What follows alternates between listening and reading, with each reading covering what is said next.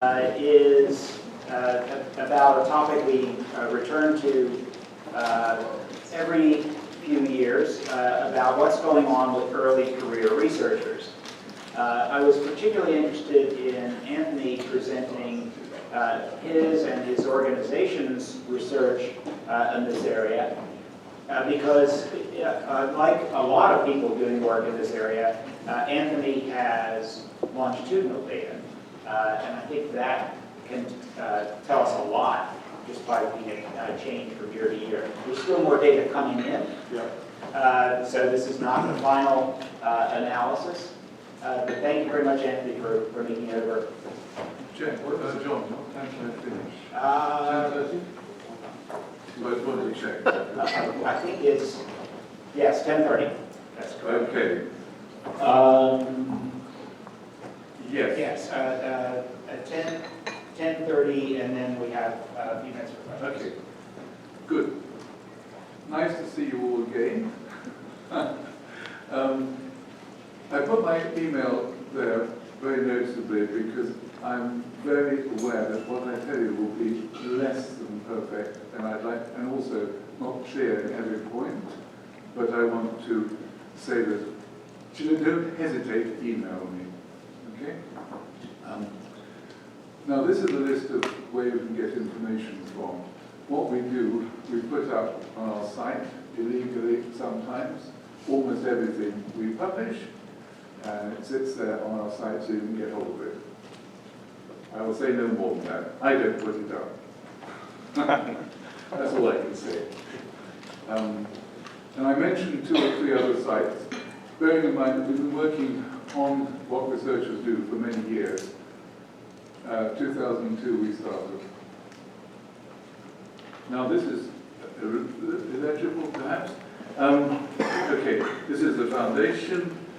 The argument we put forward to the funders was that early career researchers of today are the senior researchers of tomorrow, and therefore important. Conversations with people like Jasper, for example, here today makes me think that perhaps we're a bit early, too early to do that, because I'm not sure that the millennials are actually are too old. They may be too old to be the full impact of living in a non-print society. So maybe we're wrong. Anyhow, we're doing that. Science, social sciences, really science, and we're international, as you see. The difference between this study and the other ones, there are not that many actually in the literature. We rely upon the literature because we're researchers. We don't look at white papers. We don't look at blog posts particularly. But this is the literature. Is that it's interviews. And I can tell you, interviews are much more exhausting than anything you can possibly imagine. Almost. And this is what we're doing. And the other big thing is longitudinal. We're trying to see if we can actually recognize change. Nobody else has done this.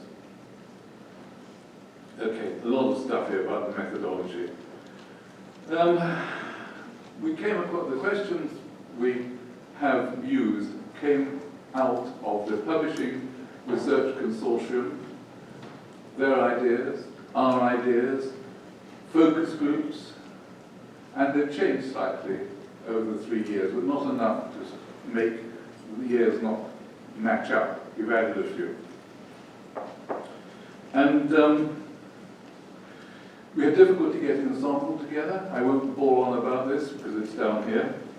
But we really had to cast around. And what we've got, fortunately, at least in my case, in the US and UK, is a pretty reasonable sample with some areas not really covered. For example, I only had one computer scientist, and he has dropped out for reasons I can explain. We had no mathematician, but in some areas, like the medical and life sciences, we had good representation, engineering to some extent. It varies. We can't claim to be absolutely total. We couldn't possibly, with the numbers, actually. We didn't have much choice. Okay. I'm going to talk mostly about the US and the UK. Now, why am I doing that? It's because that's what I did. That's about 38% of the total. I know this. I would occasionally make references to other countries where there's something significant to say. My numbers went down from 117 in 2016 to 103 in 2018.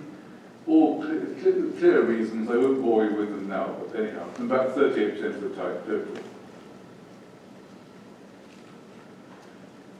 Now, almost all our interviewees were actively researching. Almost all were in universities when we started in 2016. When I say almost all, after they accepted the invite, some of them disappeared into industry or government, but that's a tiny percentage. You may wonder about the nature of the invite we sent out. It comes later, but just to mention now, and it's in our site, we had a huge amount of difficulty with the definition of early career researchers. From the beginning, we wanted to have people under 35. We wanted postdoctorals who were not yet tenured. In fact, we had to change a bit because in some countries, you needed to take into account people who were doing doctorates after they'd done a lot of research, and in some areas that's quite common. So we didn't want to miss them out. In other countries, we had to extend a little bit later. Spain, for example, where everything seems to move very slowly. In 2018, as I say, 7 in the UK were tenure track. I put inverted commas because there's no such thing in the UK. 7 and so on. 9 in the US were tenure track. So they moved on to that level in the course of the interviewing. There was this curious drop in interest in academic career coincided with the election of the current president in the US. Quite noticeable. We know what happened. You can't guess. Nobody wanted to leave the country, but they became lost enthusiasm. I think maybe 7 people, as I say, lost enthusiasm for an academic career, but most of them went back again in 2018. Interesting.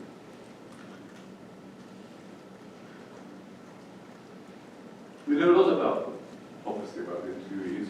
We obviously didn't ask personal questions, sexist, potentially sexist questions, but we do know that a lot of the moves early career researchers make are due to their personal circumstances. A particularly sad case was a man who had a very nice job leading on to tenure in a university in the West Coast. He moved to the university of the East Coast to be much less prestigious university, to be close to his wife, and they immediately split up. I only found out when I was talking to him. I mean, I talked to him quickly, and how was your wife? Oh, well.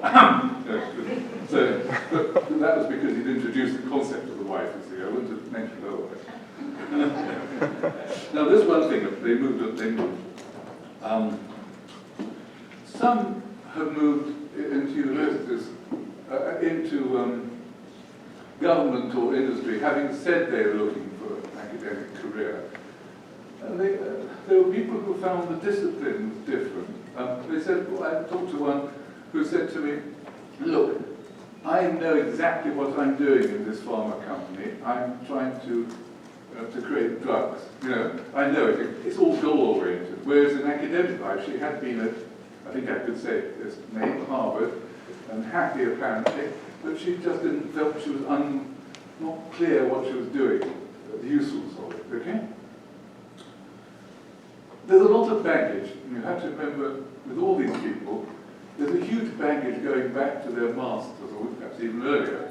Many of them had hit on something they wanted to do at master's level. They said this. At master's they thought, this is what I want to work on. I want to be an academic, I want to work on this particular set of problems.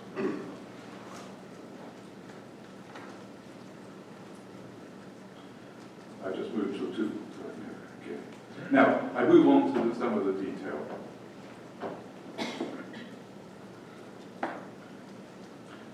They're absolutely concentrated on getting out papers if they are in academic life. And they of course, are the workhorses. They're dependent on the papers coming out. Even in areas like engineering, for example, where publications are not necessarily the main thing you do. Conference proceedings are probably more important than economics reports. But papers were what they were all looking to. Okay. Impact factors. Impact factors were incredibly important, even in a country like the US or a country like the UK, where the people are fairly sophisticated. It's not just China. This is very interesting to us because 2013, 2014, we did a huge piece of work with Carol Tenopier's group on trust and information sources. And then we saw a different hierarchy of prestige, which was different from the impact factor hierarchy, which many of you will be familiar with. Some journals are prestigious, or were prestigious, because they were prestigious. They were thought to do a good job. They'd had a long history. The editors were good. Impact factor was absolutely crucial. However, those who discussed this matter, and that was a majority, for them, the actual work they knew was more important than the publication. That is to say, it's the quality of the research they saw as basically important. They weren't carried away by the whole business of glamorous publication.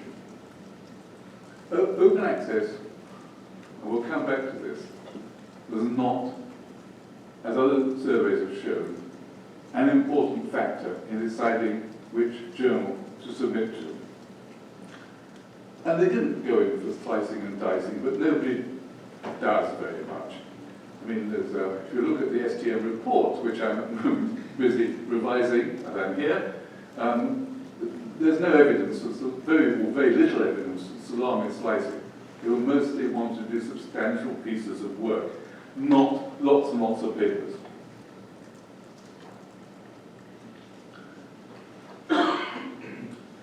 Choosing where to publish. Well, you have to remember, it's obvious, isn't it? When most of you have been in research at some stage, it's not a single, even in the social sciences, it's not necessarily a single person thing. In the social sciences, you're probably working with your mentor, your supervisor.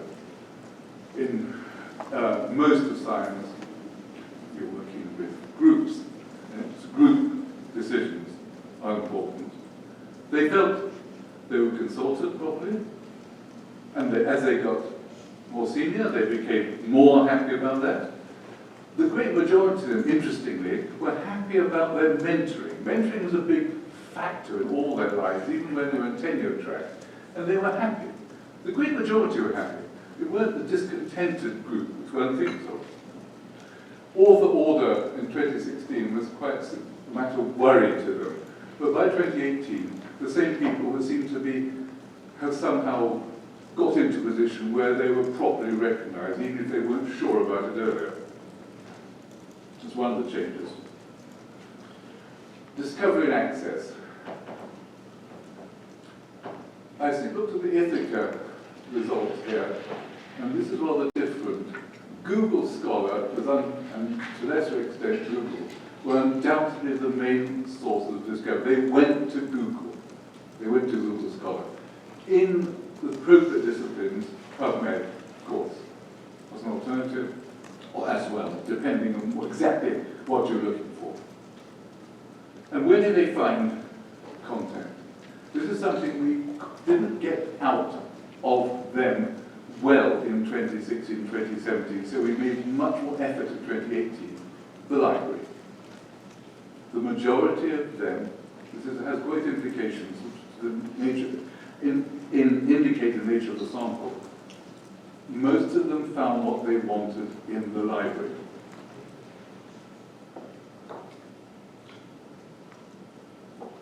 Suppose the library doesn't have the paper, doesn't have the journal.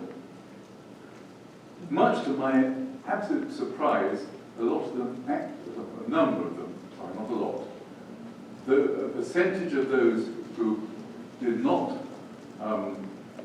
find the article in the library used Interlibrary Loan.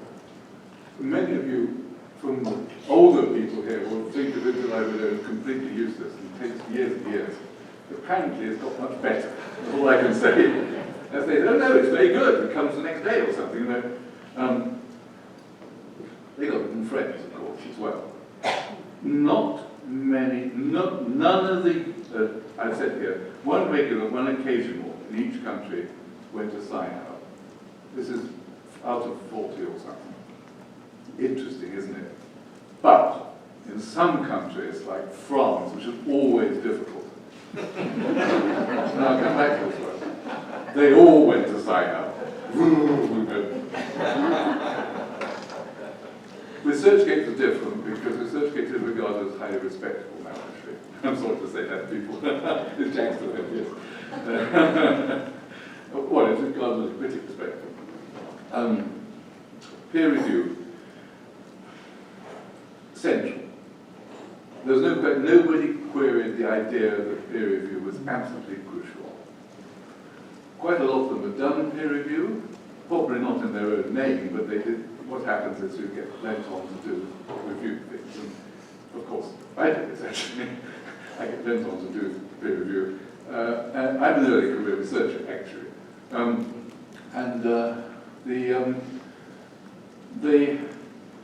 they worried a bit in 2016, quite a bit, about the bias among peer reviewers. In different types of bias, and they felt the editor-in-chief was not doing their job properly if they allowed this sort of bias.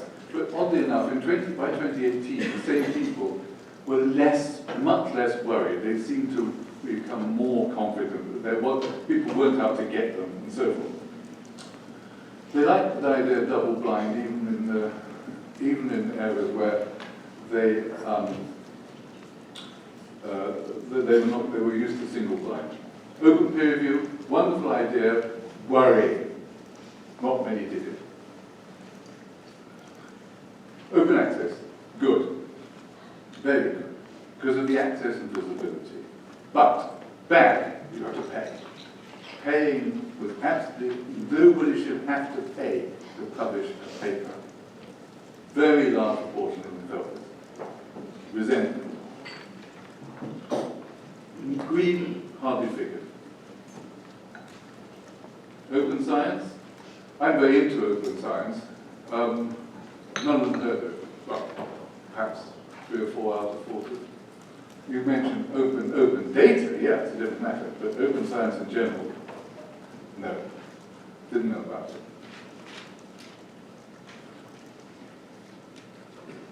Nobody expected pay, I must admit. Software, data.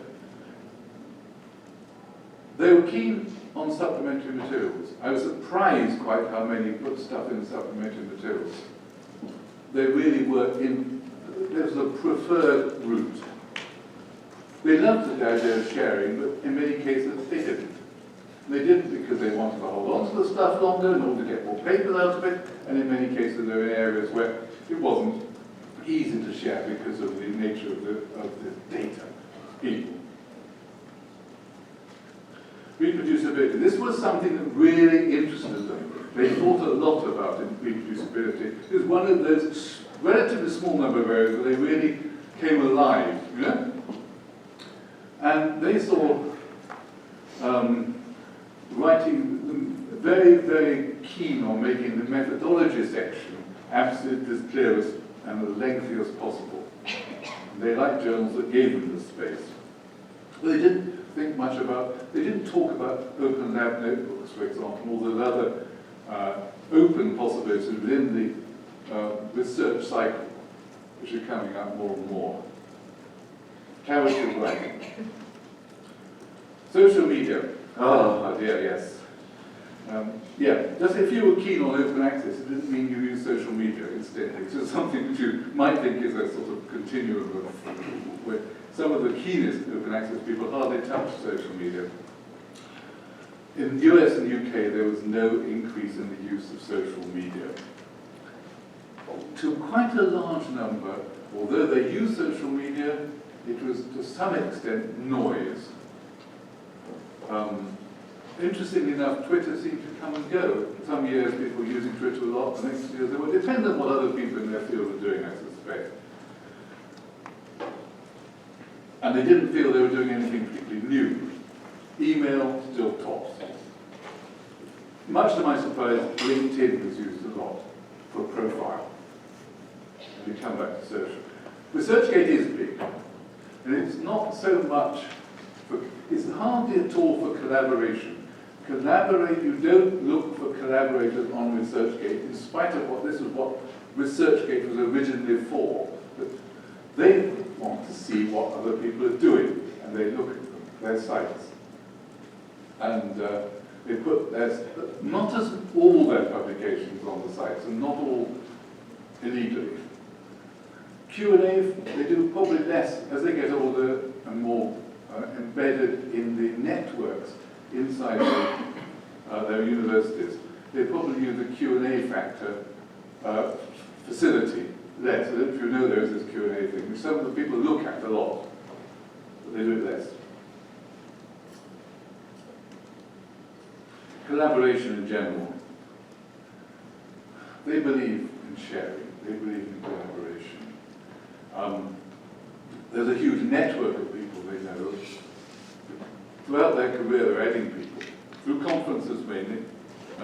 But by the time after 3 years, when they're getting more and more busy, especially thinking in tenure possibilities, grants and so forth, they did less and less peripheral collaboration, quite clearly. So they weren't helping somebody they left behind in the doctoral phase, as they had been before.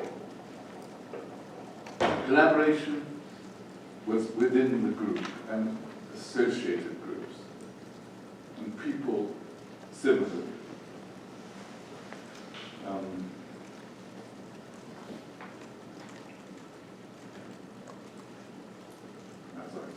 Metrics, article citations, they knew about those. Quite a number of them put them into, they got from Google, they put them into their CVs, but not always. I mean, that's 30-40% put them into their CVs.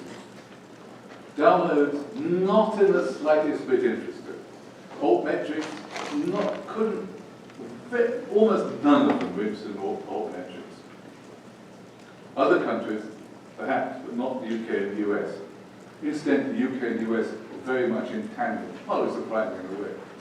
I should also mention that about a third, about 30% in each country were people who came from another country. So we're dealing with people from China and India, which is about the right amount, actually, if you look at postdoctoral application, postdoctoral profiles. Ranked in 2013, I'll trust stuff, people were really fascinated by rankings like the H factor. Now perhaps we'd say ResearchGate score. They didn't seem to bother about this very much to our surprise. I mean, I thought they would do. You look at the ranking to see if you're doing better than the man down the corridor. And laugh, or not cry, but not now so much. Unethical behavior, could care less.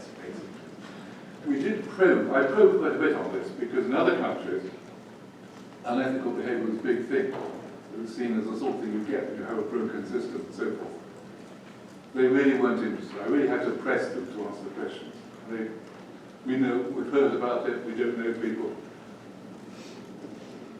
Impact and outreach, we asked them in 2018 to define impact. And he thought about, when they said how do you define impact, they thought about impact factors, about half of it. I think they were interested, but they had to put it on hold.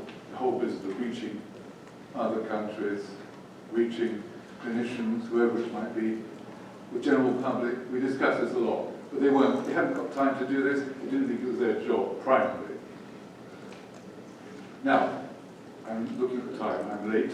Okay, transformations. I'm going to move on from here. They quite like publishers. They weren't against publishers. On the whole, they were more positive about librarians in the US than they had been. They saw them doing a job, not just helping students. Transformations, recruitment, they felt would continue to be based on publications. Now, the future. The great majority felt they had a role in changing the way the system worked. Their views, and they felt quite definitely there were a different lot of people from their seniors. They were committed to openness, sharing, and transparency. These words actually came up. I didn't put them into their mouths. They really felt they were a new lot of people.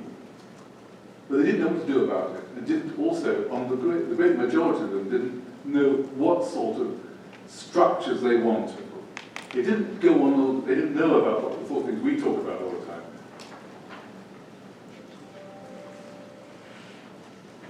Conservative end of the spectrum, UK and US, quite different. I think it's because they were inside the system. So they, to a large extent, we had to look, for example, in the US, there were people at the lower end of the university sector. There were very few of those. The people, they would tend to know the names of the editors. Their mentor would know the editors. They were in the inside. They were not that worried. I think the other countries on the outside, on the whole. Now, just two things quickly. I have to wait, you have to look at these, I think. This is the most interesting one. This was the most clever of all the people I spoke to, and was also about the most helpful.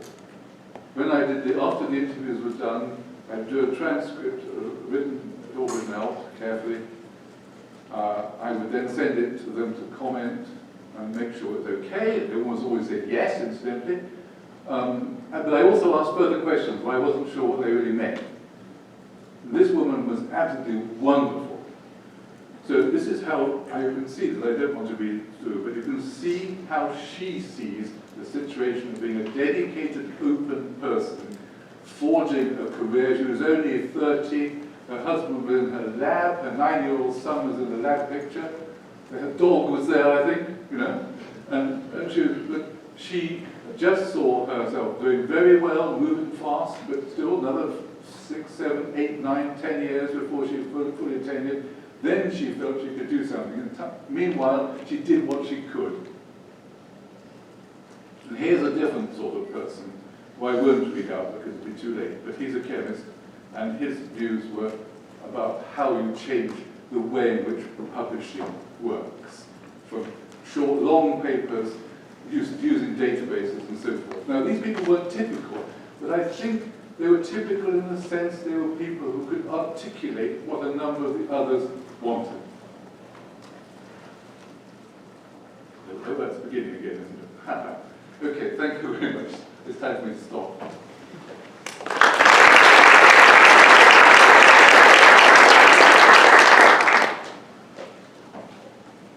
We have a few minutes for some questions.